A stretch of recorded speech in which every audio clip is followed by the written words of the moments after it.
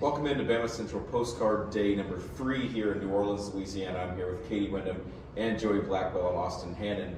Katie, Joey, Day 3, Bill O'Brien, offensive players, practice again as we inch closer and closer to Saturday's Sugar Bowl. Katie, I'll start with you. What were your biggest takeaways from practice this morning? I think my biggest takeaway from practice is I was watching the defense a little bit. We've heard Saban leading up to this game talking about how young players, freshmen, are getting opportunities, getting more reps with guys out, guys that transferred out, injuries. And we knew coming into this week that Jalen Moody wasn't going to play. He wasn't listed on the depth chart. It was confirmed yesterday with an arm and a sling.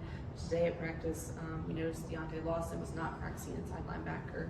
And so besides Henry Toto running with the first team, what was most interesting was that it was true freshman Jahad Campbell. He was a highly rated guy coming in as an edge rusher. They switched him over to inside linebacker. So he really has not played there at all this year. Played one snap on defense. He's played 10 games on special teams. They would like to see the guys work their way up. So, Deontay Lawson has not been ruled out. He was on the bike. He did participate more rep stretches, so we could see him. But I think kind of what caught my eye today is Jahad Campbell could be a guy, could be one of those freshmen we see kind of get an opportunity and get the chance to step up in the Sugar Bowl.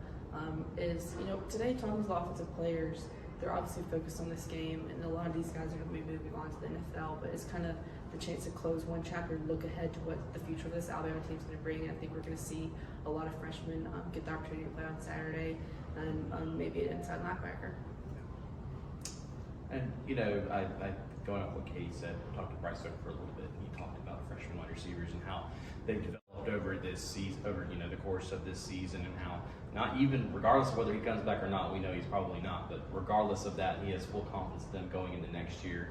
He's really proud of the progress they've made, and they really do need to step up next year because a lot of departures from Alabama's wide receiver room this year. But, you mentioned Bill O'Brien, and, I think the biggest news from him today was obviously his denial of the New England Patriots offensive coordinator position. Reports, over the weekend on Saturday, NFL Network came out and said that he was a strong candidate for the job.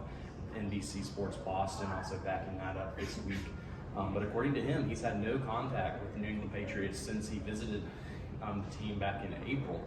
And he even doubled down on that, saying he hadn't been talking to anybody. He said he had kind of joked he has a lot of friends that are coaches and personnel in the NFL, but as far as contacting them about job opportunities or them reaching out to him, that hasn't been the case. So don't know if there's 100% truth to that. Don't know, if there's, if I think there's a strong possibility he has been contacted and trying to keep things on the down low.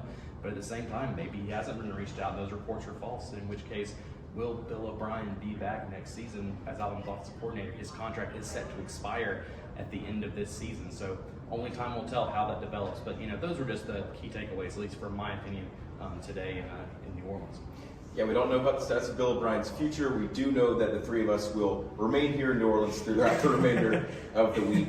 So thank you for watching, and Day 4 Postcard will be out tomorrow, and we'll see you then.